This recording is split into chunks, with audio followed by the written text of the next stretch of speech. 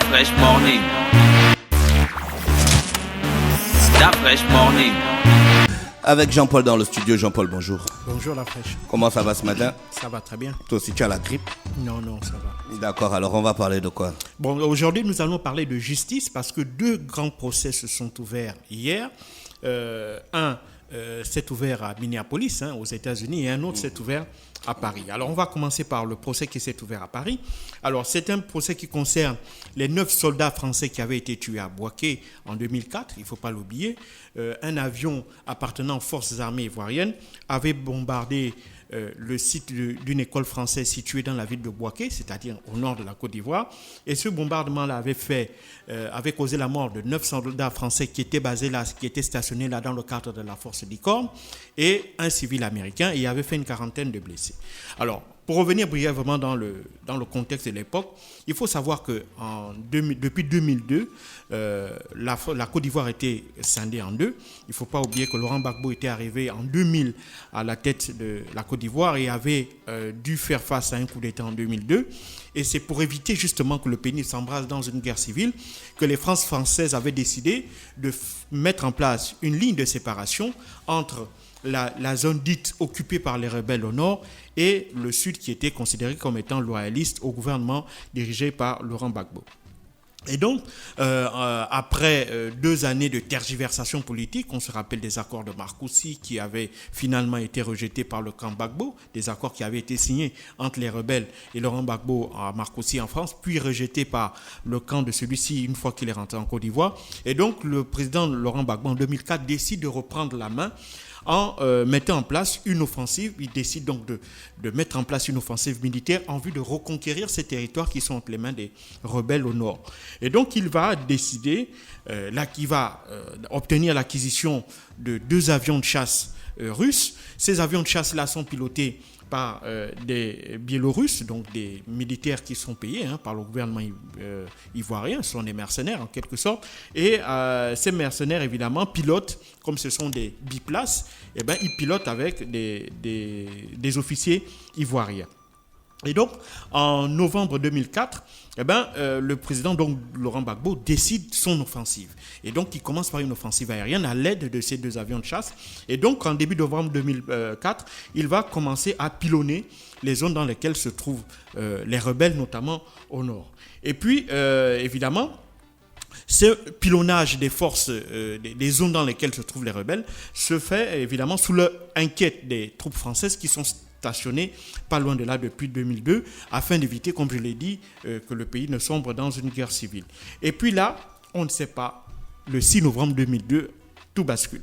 Dans les 2 chasseurs ivoiriens qui vont en mission toujours dans le cadre du bombardement des positions des rebelles qui sont au nord, et puis parmi les 2 avions, il y a un aux alentours de 13h20 heure locale, qui décide de changer de cap et qui survole à basse altitude la ville de Bouaké. Et cet avion-là donc tire des roquettes au sol et particulièrement il pilonne la zone dans laquelle se trouvaient stationnés des soldats français. Et donc, une fois malheureusement son pilonnage effectué, on va déplorer la mort de 9 soldats et la mort d'un civil américain ainsi qu'une quarantaine de blessés. Alors, qu'est-ce qui se passe? En représailles, la France réagit immédiatement et fait détruire le jour même, donc le 6 novembre, l'ensemble de la flotte militaire aérienne, donc ces 2 avions Sukhoi-là, et mettant ainsi un terme à toute capacité du pouvoir de Laurent Gbagbo de pouvoir poursuivre son offensive en cours.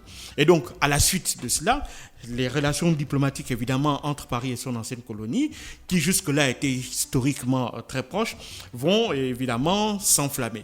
On va assister donc de ça et là à de violentes manifestations anti-françaises qui vont secouer particulièrement le sud du pays, qui est la partie qui reste fidèle à Laurent Gbagbo. Et du jour au lendemain, on va également voir des milliers d'expatriés français qui vont quitter la Côte d'Ivoire en catastrophe à destination de la France, encadrés pour cela par les troupes françaises qui sont stationnées sur place. Et le 10 novembre, notamment dans la cour des Invalides à Paris, le président Jacques Chirac, qui assiste à l'horizon, qui rend un hommage justement solennel aux 9 soldats français qui ont été tués, leur fait la promesse qu'on ne va pas les oublier et que justice leur sera rendue.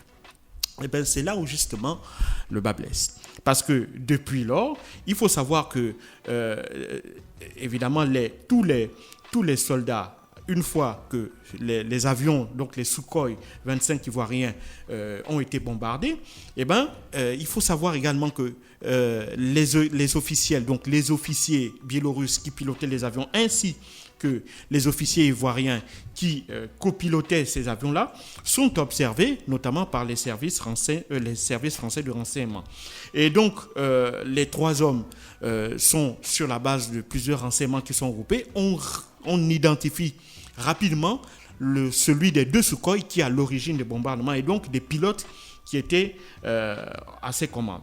Alors, les témoignages vont accuser 3 pilotes. Il y a notamment le Biélorusse qui s'appelle Yorin Shushkin et 2 pilotes ivoiriens, notamment Ange Magloire Nyandele Atuali et Patrice Way. Et ce sont justement ces 3 pilotes-là qui sont jugés pour assassinat, évidemment, dans ce procès. Et le procès va durer 3 semaines. Et ces 3 accusés qui sont jugés devant la Cour d'assises de Paris encourent la réclusion criminelle à perpétuité. Même s'ils ne sont pas présents.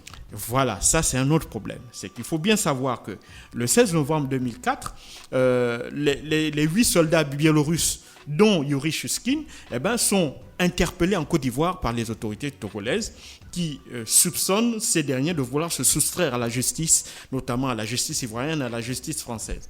Et donc, le Togo appelle Paris, donc Lomé appelle Paris pour évidemment signifier que ils détiennent en leurs mains les 8 pilotes biélorusses des avions ivoiriens et donc demandent à Paris le feu vert pour pouvoir les extrader vers la France.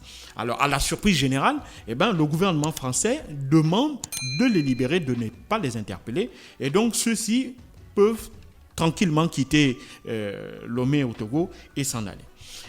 Il faut déjà savoir que la plupart, les 8 soldats et puis l'ensemble du personnel technique, donc en réalité une quinzaine de personnes, donc ces militaires qui sont d'origine biélorusse, ukrainienne et même russe, tous sont libérés et quittent tranquillement le Togo. Et puis, donc c'est là justement où notamment les proches des victimes des soldats français et les défenseurs notamment d'un espèce de complot contre Laurent Gbagbo ourdi par les autorités françaises à l'époque se rejoignent.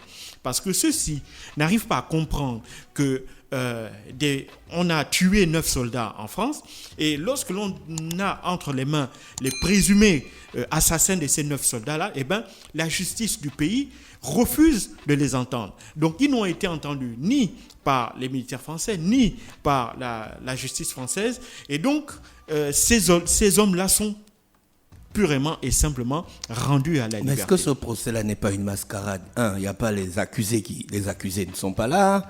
2, les personnes qui étaient au gouvernement, dans la gestion de ces questions au gouvernement en France, elle s'appelle comme Mario Marie a dit qu'elle a des problèmes de mémoire, elle ne peut plus se souvenir.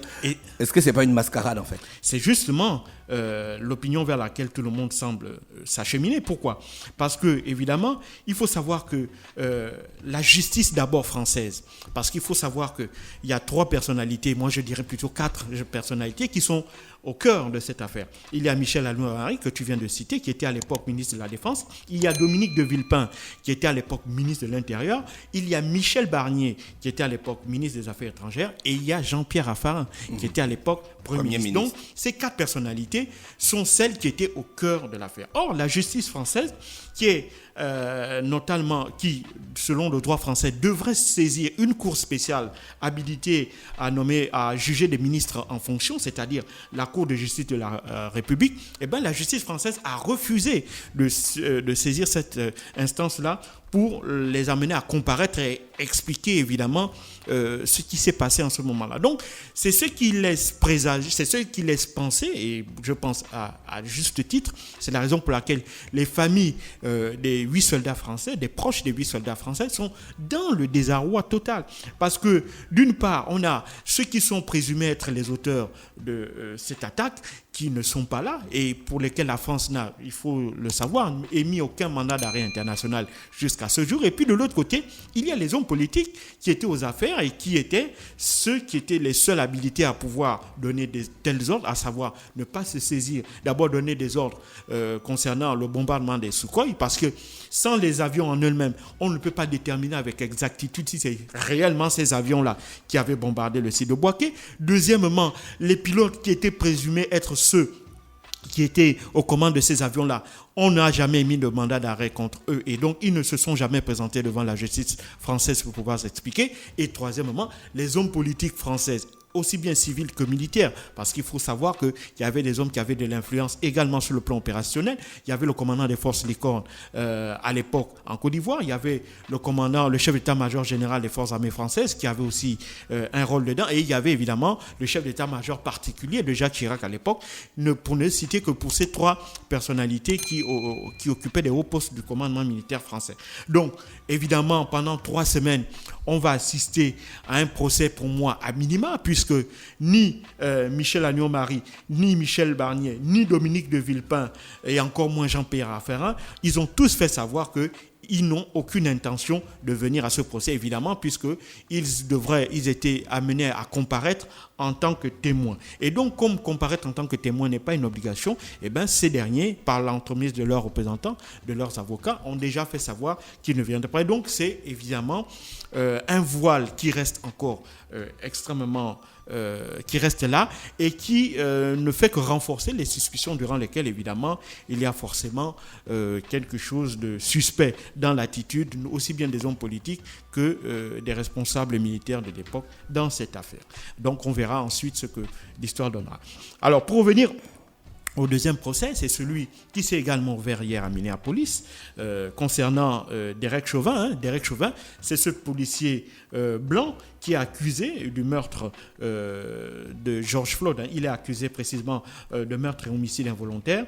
Évidemment, sur George Floyd, il ne faut pas oublier ces événements qui s'étaient produits le 25 mai 2020 et qui avaient entraîné des manifestations à travers le monde entier, manifestations qui, évidemment, contestaient, manifestations contre la violence policière et particulièrement la violence policière à l'égard des minorités aux États-Unis. Évidemment, ces manifestations avaient été les plus marquantes, avaient été celles qui avaient été déclenchées à Minneapolis, donc la ville dans laquelle vivait George Floyd. Et puis on a eu d'autres grandes villes du monde, New York, Seattle, Paris, Sydney, etc., dans lesquelles évidemment les hommes et des femmes ont manifesté contre la violence policière. Alors, évidemment, pour le moment, il faut savoir que Derek Chauvin n'est pas le seul à être poursuivi pour la mort de George Floyd. Il y a également 3 autres co-accusés, mais qui comparaîtront au mois d'août. Les autres co-accusés sont Alexander Kuen, Thomas Lane et Tu Tao, qui étaient les 3 autres policiers